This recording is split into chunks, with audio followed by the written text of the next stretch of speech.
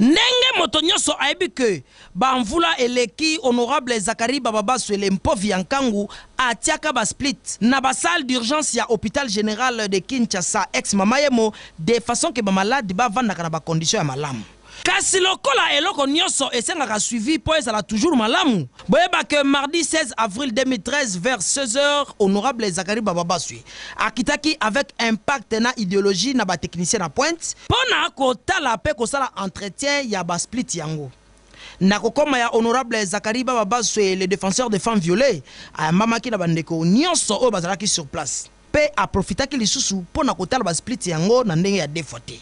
Lokola amonaki ke bandiko beba a pesi ordre pe ba technicien ba bandiko bete yango dada de façon ke ba malade ba vivre na ba condition ya malamu.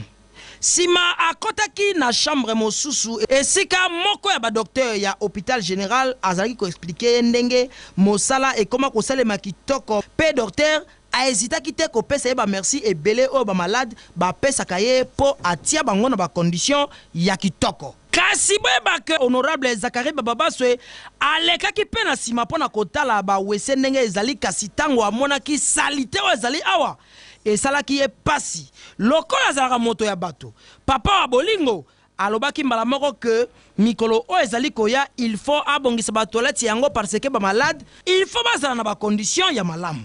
Tangu asilisi a profitaki pona ko sala pe examen na ye ya cycle mbalamoko.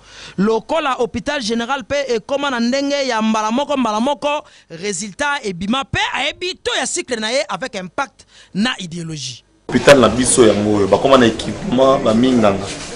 Awe ezali spécialité na spécialité. Naza contre l'hôpital na biso miki ya kointe.